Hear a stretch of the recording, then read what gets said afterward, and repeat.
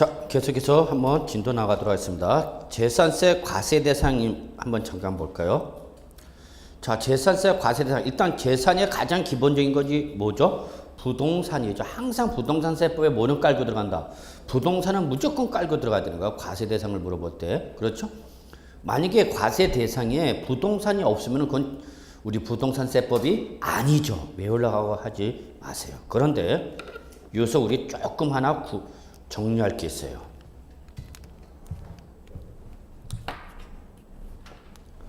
자, 재산세에서 과세 대상은 재산입니다. 재산. 이때 재산이란 것은 기본적으로 부동산이 있다. 부동산이 있다. 우리는 초점을 어디다 맞춘다? 부동산에다만 초점 맞추시면 돼요, 여러분.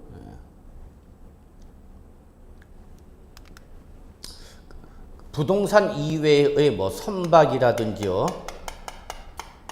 항공기 이런 것도 재산이죠. 자, 여러분 중에 혹시 하나 잠깐 물어볼게요. 여러분 중에서 혹시 항공기 갖고 계신 분 잠깐 표시만 해보세요. 살짝. 종이 비행기 있습니다. 비행기 있는 사람. 친하게 지내고 싶어서 그래요. 네. 선박은 있습니까? 어떤 선박이죠?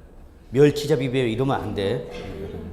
뭐 유람선, 뭐 이렇게 요트 이런 거. 네, 그렇죠. 그러니까 여러분이 공부할 때는 선박 항공기 있다. 근데 여러분 여기다 초점을 맞출 필요는 없어. 항상 여러분 타겟은 어디야? 부동산이야, 여러분. 이게 공부 요령이야.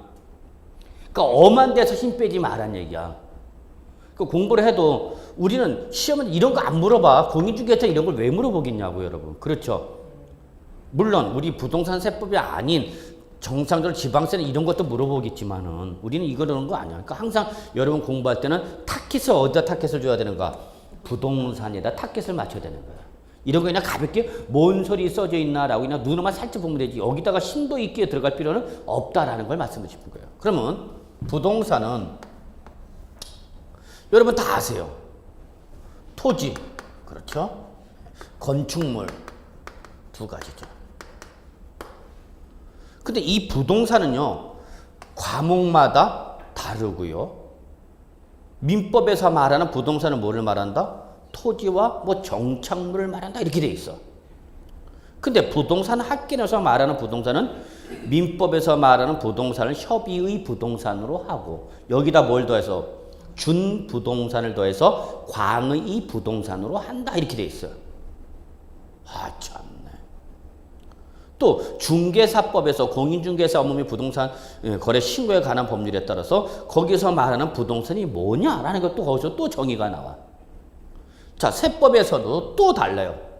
취득세에서 말하는 부동산은 토지와 건축물이었어요. 토지와 건축물. 우리 취득세에서 말하는 부동산은 일반적인 부동산인 토지, 건축물을 말합니다. 그런데 보유세로 오면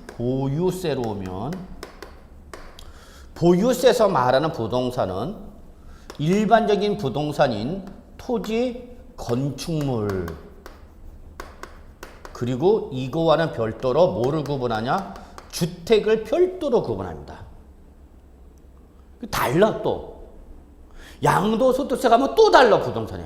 그래서 세법을 공부하기 싫은 분들이 이게 많은 변명 중에 하나가 아우 부동산 세법은 이렇게 복잡해요.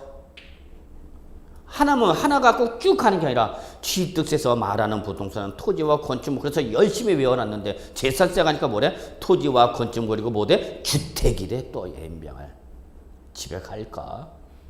그런 생각이 자꾸 들어 공부할 때마다. 그리고 양도소득세 가니까 또 부동산은 토지와 건물이래. 또 건물, 건축물이 아니라 뭐야? 건물 이렇게 표현해. 환장한다. 그래서 보유세인 재산세, 지역, 자원시설세 및 종합부동산세 말하는 부동산은 토지, 건축물, 주택 이렇게 세 가지로 구분합니다. 그래서 주택을 이 주택 부수 토지와 주택 건물을 별도로 끄집어내서 주택은 별개로 취급한다는 게 보유세에서의 특징입니다. 사실 주택 부속 토지나 주택 건축물이나 다 토지와 건물에 포함되는 개념인데 우리는 이 건물 중에서도 주택은 별개의 부동산으로 취급한다는 게 특징이에요. 이해되세요? 사실 여러분 주택도 부동산의 범위에 포함되는 거죠. 주택 부속 토지도 뭐고 토지고 주택 건물도 뭐고 건축물인데 그래서 재산 취득세는 주택을 별도로 구분하고 안 하고 그냥 토지 건축물 이렇게만 했는데 보유세로 오면은 토지 건축물 그리고 주택 부속 토지와 주택 건물을 포함한 제외하고 주택을 별개의 물건으로 구분한다. 그러니까 이 토지에는 주택 부속 토지를 포함한 거예요, 제외한 거예요. 중요한 거 재산세에서 말하는 토지는 주택 부속 토지를 포함한 거다, 제외한 거다. 제외한 겁니다. 제외한 거다. 제외한 거. 재산세에서 말하는 토지는 주택 부속 토지를 제외한 나머지 토지를 말하는 거예요. 자, 건축물. 재산세에서 말하는 건축물은 주택 건물을 포함한 거에 제외된 거예요. 제외시켰어. 다 제외시켰어. 그리고 제외한 주택 부속 토지나 주택 건축물을 별도로 뭐로 구분한다? 주택으로 본다. 그래서 여기 주택에는 주택 부속 토지가 포함된 거예요? 제외된 거예요? 여기는 포함된 겁니다.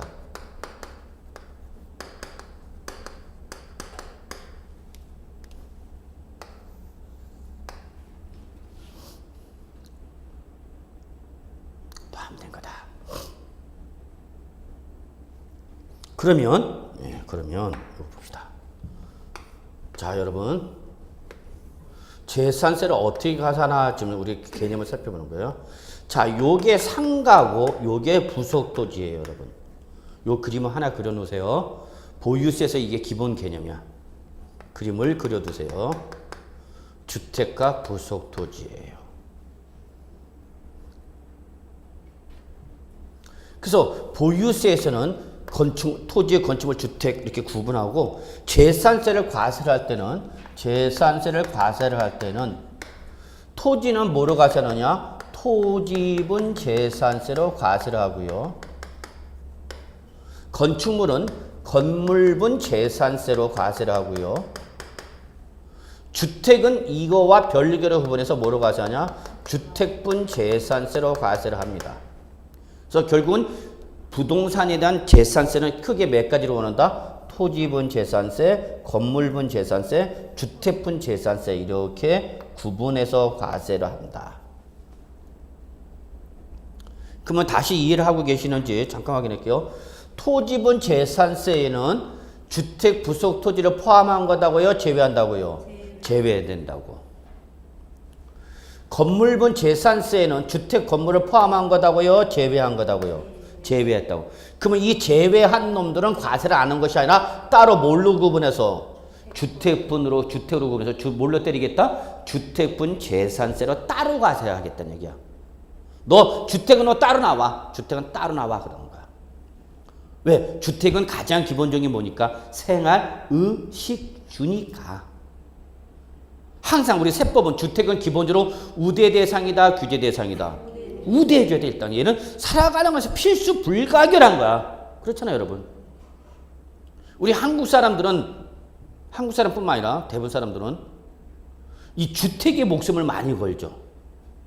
그죠? 꼭 주택은 있어야만 되는 걸로 소유하고 있어야 하는 가장 기본적인 재산을 가져. 근데 서양 사람들은 그 개념이 아니야. 주택은 사용하는 개념이지 소유하는 개념이 아니다. 이게 동양 사람과 서양 사람의 차이점이죠. 주택은 내가 거주할 목적으로 사용할 목적으로 갖고 있는 거지 소유 자체가 필요한 건 아니다는 얘기야.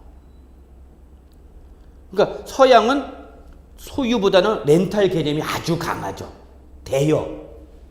그렇잖아요, 여러분.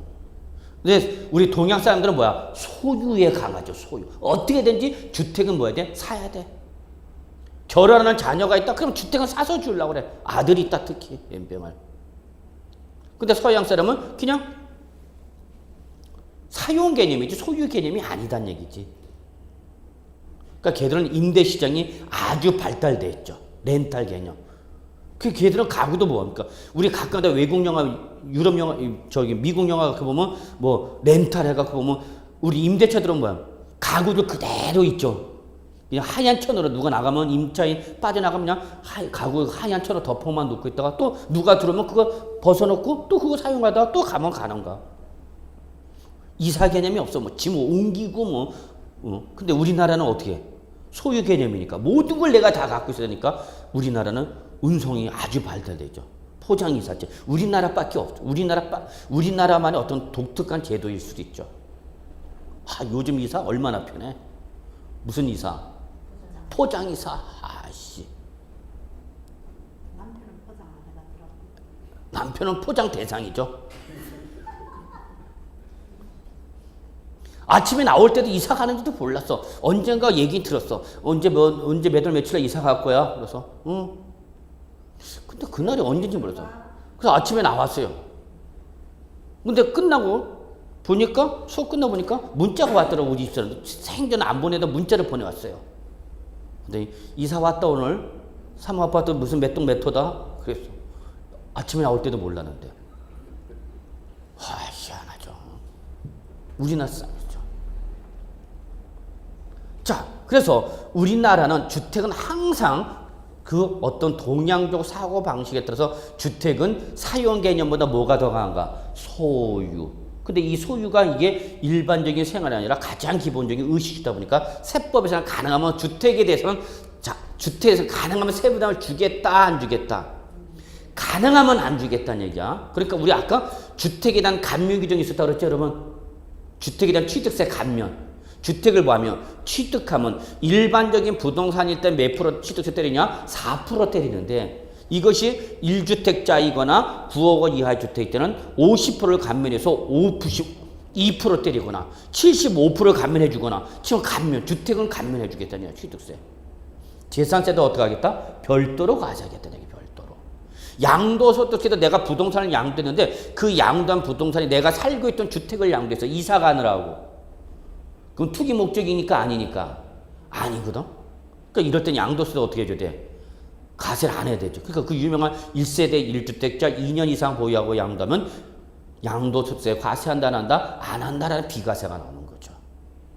과세 안 할 테니까 과세하지 않는 만큼 그 양도소득세 내지 않은 걸 너 집 사는데 어떻게 하라는 얘기야? 보태 쓰라는 거죠. 보태. 과세기 되면 여러분 엄청 무서워져요. 예를 들어서 7억 원에 내가 주택을 양도했어. 근데 이 사람이 비과세를 적용받지 못했어. 그럼 여기에서 양도소득세 1억 원을 냈다. 그럼 남은 돈은 얼마 여러분? 6억 원이죠. 그럼 6억 원을 가지고 내가 지금 양도한 평수의 아파트를 못 사. 못 사잖아. 1억이 빠져나갔잖아 중간에.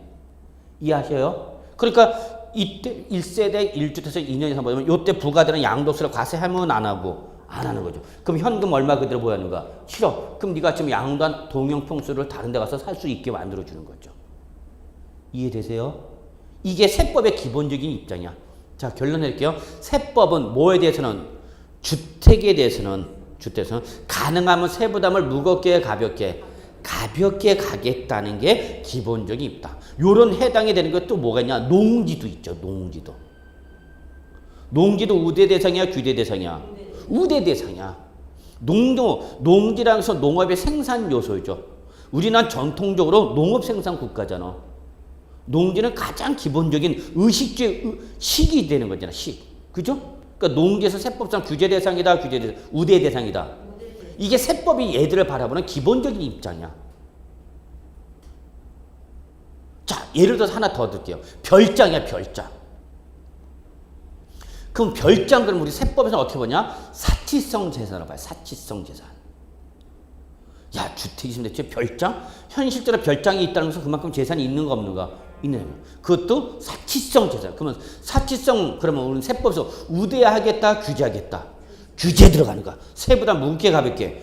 무겁게 때리는 거야. 이해되세요? 별장을 양도했다? 양도세 비과세 해줘, 안 해줘? 해줄 일이 절대 없죠. 무슨 재산이니까? 사치성 재산이에요. 별장을 샀대. 그럼 이 사람은 취득세를 일반적인 부동산보다 무겁게 때리겠다, 가볍게 때리겠다? 무겁게 때리는 거야, 취득세. 남들 부동산을 매매로 사면 몇 프로만 내면 되냐? 4%만 내는데 별장을 사면 이게 무슨 재산이니까? 사치성 재산이니까 너는 남들 4% 낼 때 너는 8% 더 내야 돼. 그 12% 때려. 이해하세요? 그걸 뭐 하고 있으면 별장을 또 뭐 하면? 보유하고 있으면 재산세 때려야 되겠죠? 그럼 재산세 때릴 때도 무겁게 때려야 돼? 가볍게 때려야 돼? 무겁게 때려야 되죠. 응? 이게 세법이 애들을 이렇게 과세 물건에서 바라보는 시각이 다 달라. 이런 기본적인 개념을 잘 잡으셔야 돼요. 세법, 별장은 우리 세법에서는 뭐를 본다? 전형적인 무슨 재산을 본다? 사치성 재산. 그 시험에 잘 나오겠다, 안 나오겠다? 나와요, 별장. 잘 나와요. 잘 나와. 이 특징을 잘 잡으셔야 된다는 얘기야. 자, 나는 주택이 30억짜리야, 30억짜리. 얼마짜리? 30억짜리 아파트. 뭐 소박하게 65평밖에 안 되고, 65평 강남 대치동 타워 팰리스에 있는 거야. 소박하지 뭐. 그거 하나밖에 없다 나는. 1세대 1주택자죠. 근데 얘는 일반 1세대 1주택자가 아니라 무슨 주택이야? 고가 주택이죠. 고가. 그럼 이 사람 우대해줘야 돼? 규제해줘야 돼? 규제에 들어가야지. 일반 주택과 같으니까 다르니까. 그러니까 제가 얘기하신 건 세법은 이렇게 바라보는 그 과세 물건에 따라서 바라보는 관점이 같다 다르다.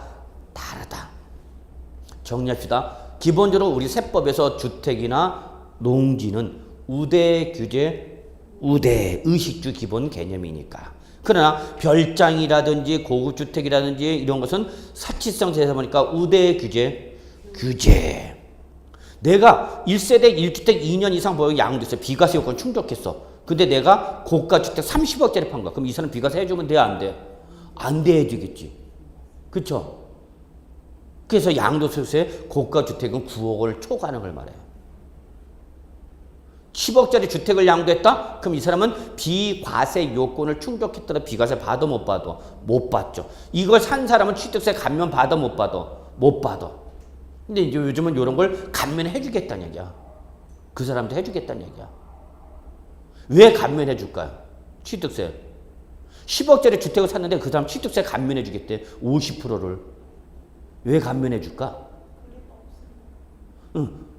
돈 있는 사람이 자꾸 좀 사줘갖고 거래가 일어나는데 거래가 안 일어나는 거야. 그러니까 세금 깎아줄 테니까 너 좀 사. 돈 있는 애도 사. 그런 거야. 자본주의 국가에서는 돈이 흘러야 돼요. 누구로부터 누구한테? 많은 사람부터 없는 사람한테 흘러가야 돼. 근데 요즘 이게 거의 절단돼 있어. 돈 있는 놈이 있는 사람끼리 먹고 살아. 없는 사람은 없는 사람끼리. 그러니까 돈이 회전이 안 돼. 위아래로 회전. 그러니까 어려워지는 거. 그렇지 않나요? 어려운 사람은 계속 어려워져. 있는 사람은 아주 살기 좋아. 편한 세상이야. 이거 우리는 세법에서 뭐라 하냐? 부의 고착가, 너는 부의 세습화. 아버지가 뭐면? 아버지가 부자면 누구도? 자식도 부자가 돼. 그러지 않아요?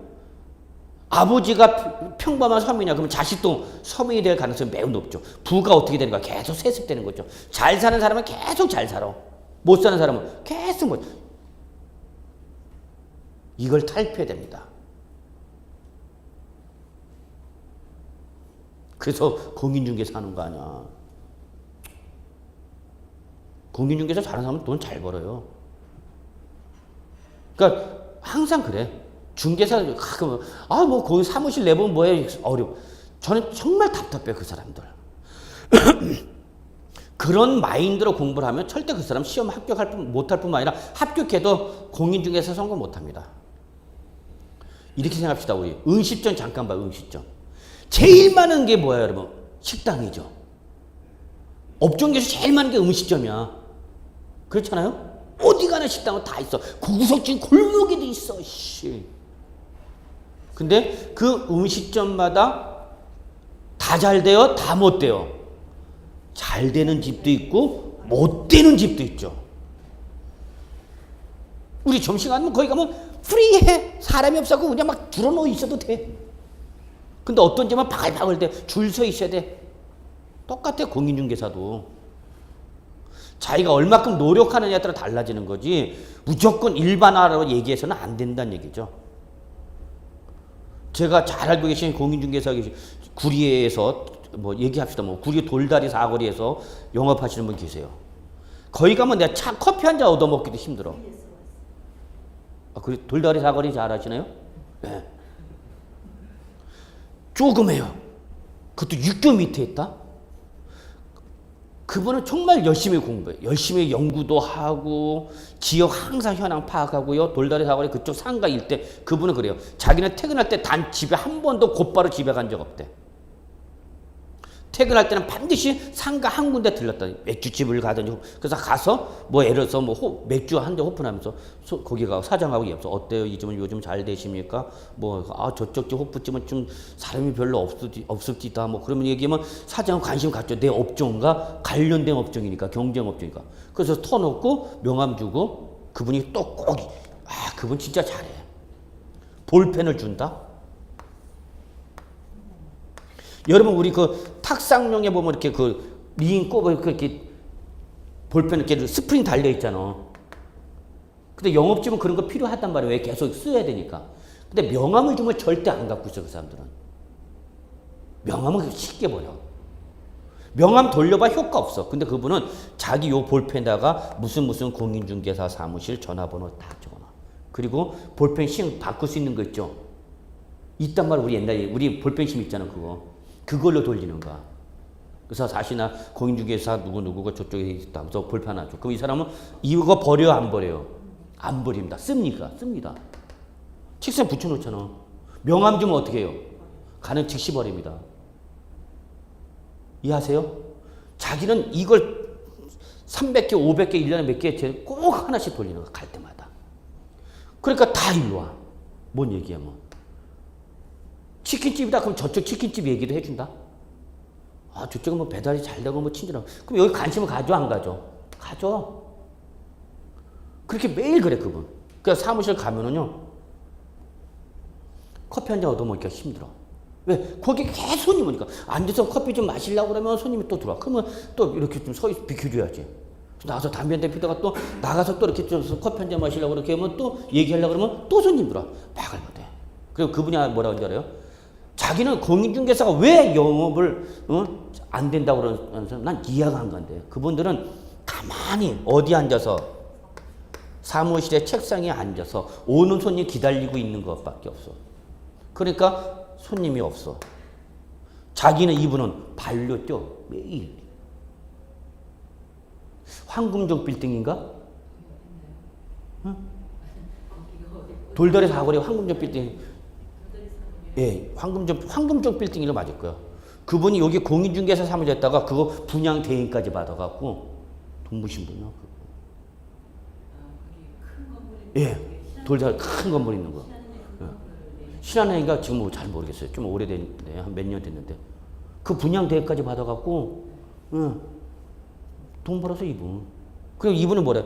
가만히 앉아 있으니까 그렇지. 가만히 앉아 있으니까 공인중개사 사무실이 지금 교회보다 더 많어.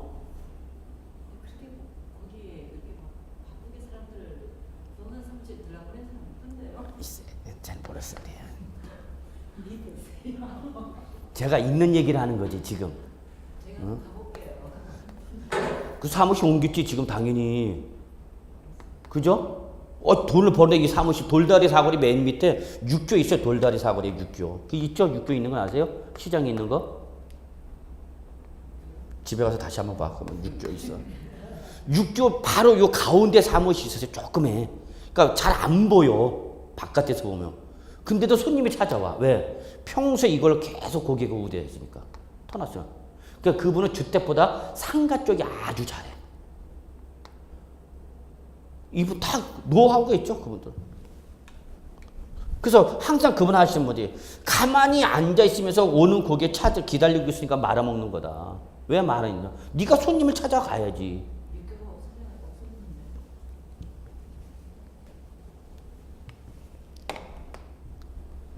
있었어 옛날에. 자, 그래서 이 똑같은 얘기 여러분. 세법은 항상 보세요. 상가등과 그 밑에 뭐 토지, 주택가 뭐 있다? 주택과 토지 있다. 그러면 세법은 주택은 뭐로 본다? 별개로 취급한다. 갑시다 그러면. 잘 보세요.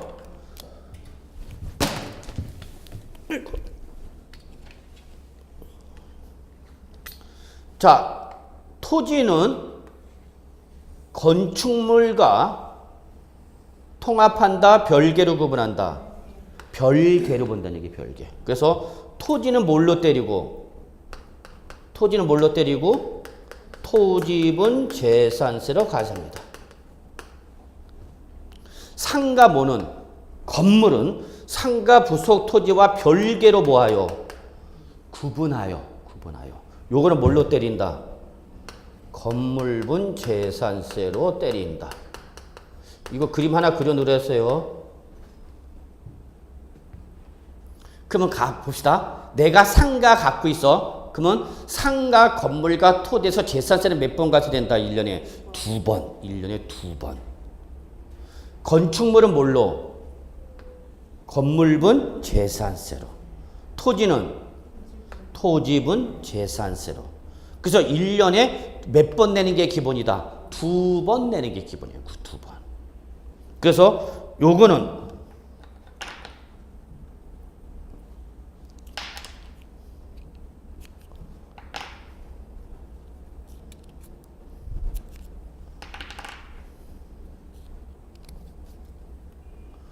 언제 내냐? 매년 9월 16일부터 9월 30일 내고, 요거는 매년 7월 16일부터 7월 30일 날을 내요.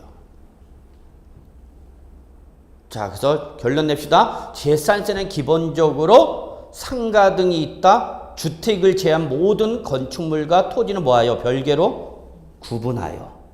건물은 뭘로? 건물분 재산세로. 토지는 토지분 재산세로 1년에 몇 번 낸다? 2번. 근데 주택은 주택 건물과 뭐 토지를 구분하는 것이 아니라 통합하여 물건을 몇 개로 본다?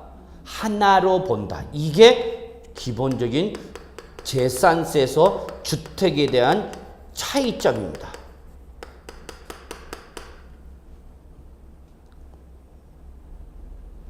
자, 정리할게요. 상가다 그러면 상가 건물과 토지를 한 개의 물건으로 본다, 별개의 물건으로 본다. 별개의 물건이다. 재산을 몇 개로 보는가? 2개로 보는가? 2개로. 그렇죠? 우리 자 봅시다. 부동산에서 토지와 건물은 한 개야, 2개야? 별개죠. 등기부도 토지 등기부와 건물 등기부가 있죠. 왜 구분할까요? 건물과 토지를. 토지를 민법에서도 부동산을 토지와 정착물로 구분해 놓고, 부동산에 따라서도 건물과 토지를 구분하고, 등기부에도 토지 등기부와 건물 등기부로 구분하죠. 그렇죠? 그러면 걔들 간에 분명히 뭐가 있어요, 여러분? 뭐 얘들 자 여기 보세요. 부동산은 우리 토지와 뭐로 구분한다? 건축물. 합해서 뭐라고 그런다? 부동산. 자, 그럼 토지와 건축물을 묶었어. 뭘로 묶었어? 부동산으로 묶었죠. 그럼 얘들의 공통점은 뭐야? 토지와 건축물의 공통점은 뭐예요, 여러분? 학교에서 배울 텐데. 토지 특성, 건물의 특성 배우시죠? 가장 기본적인 특징이 뭐예요, 여러분? 부동산의 가장 기본적인 특징은 뭐냐고. 여러분이 다 배우신 건데 제가 물어보는 뭐예요, 여러분? 부동성, 고정성. 부동산과 동산의 차이점은 뭐예요? 고정성. 이게 가장 기본적인 차이점이잖아. 그래서 토지와 건물을 뭘로 묶어버려? 부동성을 갖고 있는 뭘로 묶는가? 부동산으로 묶죠.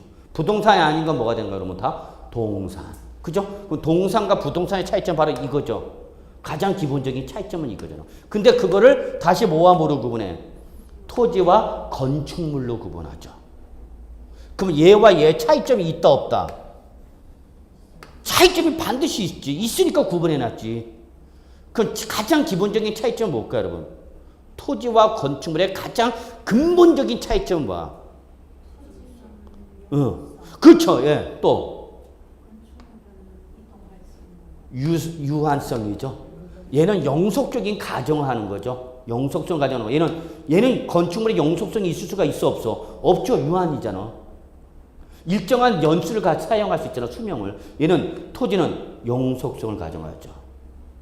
이게 차이점이죠. 그러니까 건물은 멸실 대상이 될 수 있어 없어? 있죠. 그러니까 등기부도 없어질 수 있어요 없어요? 있죠. 멸실 등기해버리면 등기부 건물 등기 없어요. 그러나 토지는 멸실 등기가 기본적으로 나와 안 나? 안 나죠. 왜? 얘는 뭐 하니까 영속성을 가정하고 있죠. 물리적 증가 대상이 될 수 없을 뿐만 아니라 원칙적으로 멸실 대상이 될 수도 없죠. 토지가 없어지는 건 아니잖아. 물리적으로 빵꾸 뽕나 지구가. 이게 가장 차이점이죠. 그러면 주택일 때에 그래서 일반적으로 부동산은 뭐와 뭐로 구분한다? 토지와 건물로 구분한다. 자, 정리하겠습니다. 자, 상가 등의 재산이 있다. 그러면 기본적으로 뭐와 뭐로 구분해서 건물과 토지로 구분해서 건축물은 상가 등일 때는 뭘로 때리고 건물분 재산세로 토지는 건물가를 뭐로 구분해요? 별개 구분해서 뭐로 때린다? 토지분 재산세로. 이게 일반적인 거야. 이게 일반. 그런데 뭐는 주택은 일반적 부동산과는 달리 주택 건물과 뭐를 토지를 한 개의 물건으로 본다. 통합하여 주택분 재산세 몇 개 과세한다? 하나로 과세한다는 얘기죠. 이게 보유세에서 가장 기본적인 차이점이에요, 여러분. 그러면 여러분 중에서 주택을 갖고 계신 분들은 지금 제 말에 지금 뭔가 이상한 점을 느끼고 계실 거예요. 제가 모르는구만. 주택이 없다고 그러더니 진짜 없네. 스키. 무슨 주택분 재산세 1년에 한 번 내냐? 몇 번 내? 2번 내지. 그 지금 그런 생각하시는 분도 계실 거지만, 아이, 저 세법사네 저 순 날라리구만 저거. 불도 모르는구만. 스키. 무슨 주택분 재산세 한 번 내? 2번 내는데. 2번 내죠. 몇 월 달가? 7월 달가. 몇 월 달? 9월 달 2번 냈는데 무슨 주택분 재산 한 번 가진다고 그래. 아니에요. 그거는 요 주택분 재산세를 뭐한 거를 나온 거를 얼마씩 2분의 1씩 후려친 겁니다. 그래서 7월 달에 이 만약에 주택분 재산세 20만 원 나왔어. 주택분 재산 얼마 나왔어? 7월 달에 20만 원. 그러면 여러분은 예측하셔야 되죠. 9월 달에 또 얼마 나온다? 20만 원 나온다. 왜? 얘는 원래 주택분 재산세 계산한 게 얼마인데 40만 원이 나온 건데 얘를 한꺼번에 40만 원 다 내라면 이 사람은 상가 등의 소유자와 유리해져 불리해져? 불리해지죠. 왜 불리해지냐면 얘는 한 번에 얼마 내야 돼? 40만 원. 근데 이게 주택이 아니라 이게 뭐면 상가면 뭐와 뭐로?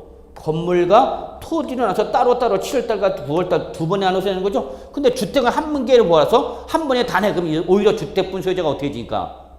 불리해지죠.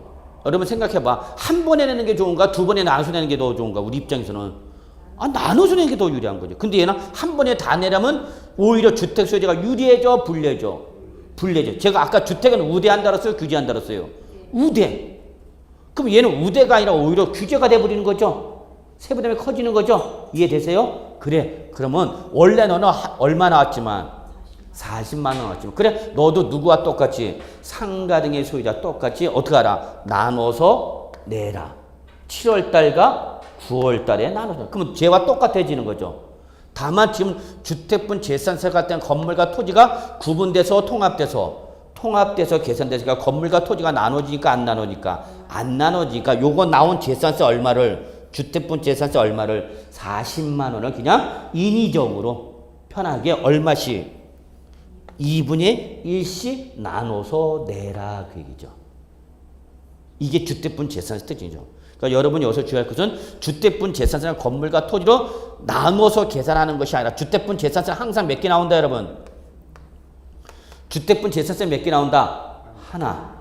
상가 등일 때는 재산세가 몇 개 나온다? 2개. 주택은 몇 개 나온다? 하나. 이해되세요? 그런데 이걸 뭐 하면? 한 번에 다 내면 오히려 주택 소유자가 뭐 해지니까? 불리해지니까. 이거를 너도 어떡하라? 나눠서 내라. 근데 재산세 자체는 몇 개 나온 거니까 하나 나오니까 요거를 얼마씩 2분의 1씩 나눠서 내면은 너도 저 상가등과 어떻게 나눠서 내는 거와 똑같지 않냐 그 얘기예요.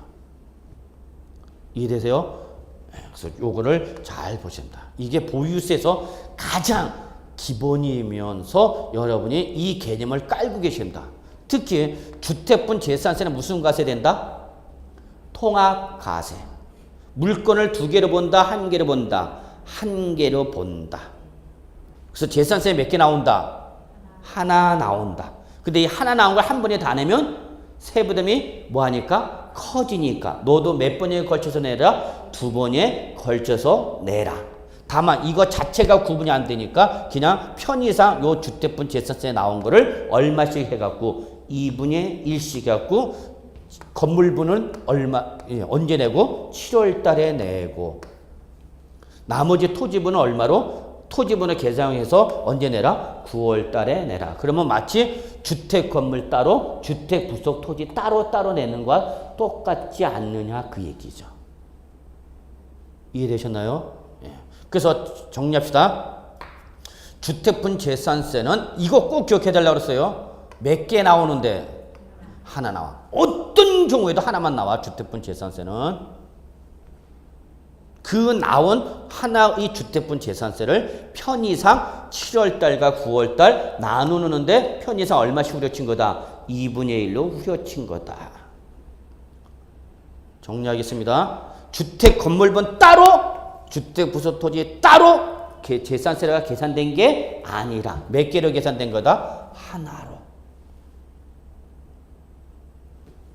꼭 기억해 두셔야 돼요. 이게 보유세에서 여러분 부동산을 바라보는 시각입니다. 이 보유세에서 이 그림이 떠올라야 돼. 이게 안 떠오르면 여러분 나중에 출제에 문제 만들 때 함정에 넘어간단 말이야. 이럴 수도 있죠 여러분. 자, 그럼 조금 더 갑시다.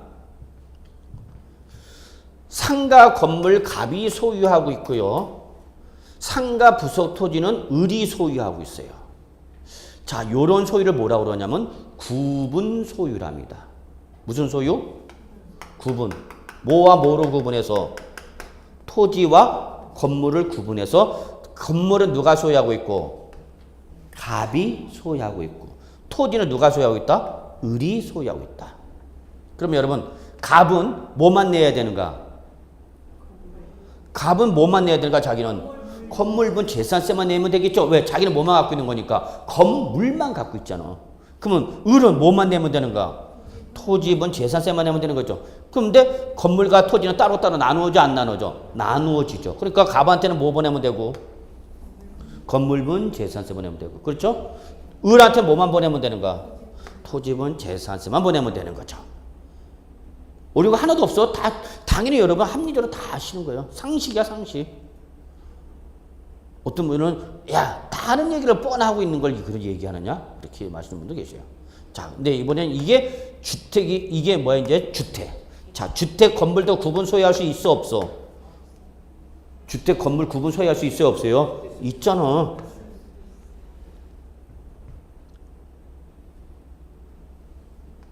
자, 이게 단독주택을 가정합시다. 단독주택. 자, 그래서 단독주택으로서 건물은 누가 갖고 있고 갑이. 을은 뭐를 갖고 있는가? 토지를 갖고 있는 거죠. 자, 사람은 몇 명이에요? 두 사람이야.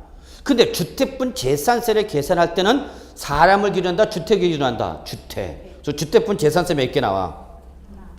하나만 나온다 그랬죠? 주택분 재산세 몇 개 나온다고요? 하나. 근데 지금 사람은 몇 명이야? 두 명이야. 아씨. 그러면 이 중에서 법에서 갑이네, 을이네 이렇게 할 수 있어 없어? 없죠.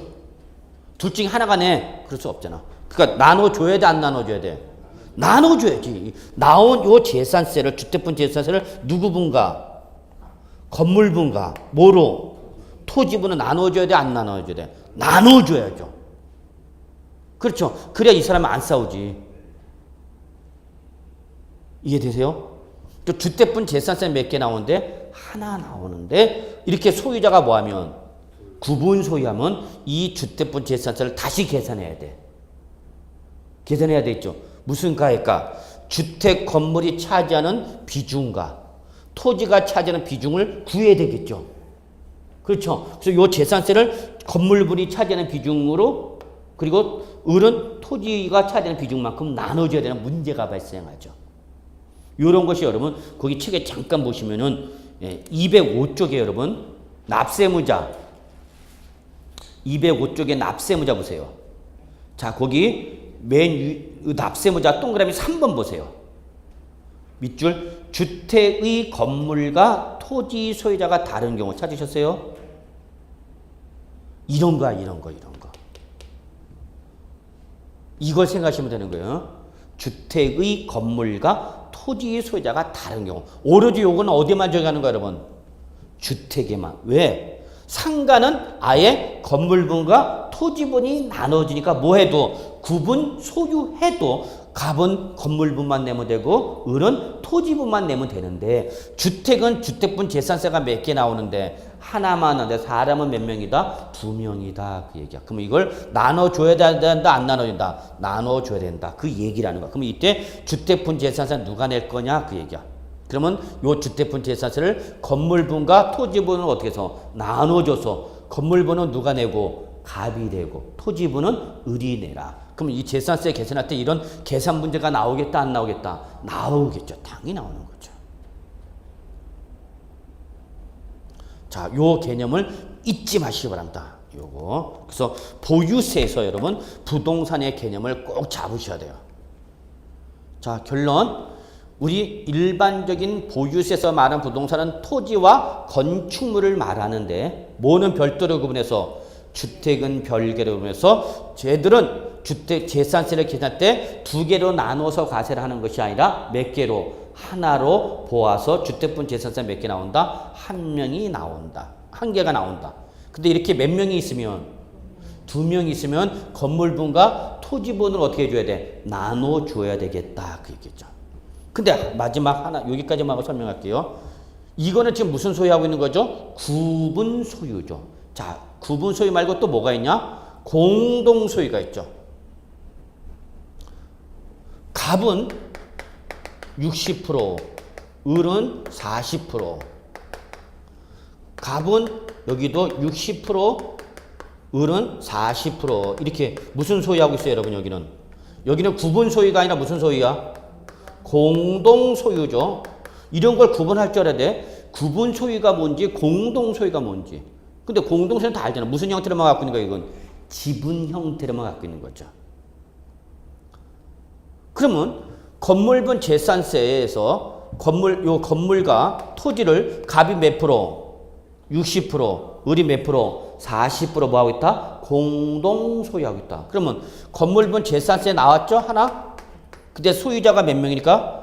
2명. 무슨 지분? 뭘로? 공동. 그럼 이걸 어떻게 하면 돼? 지분별로 나눠주면 되죠? 전혀 문제가 없어.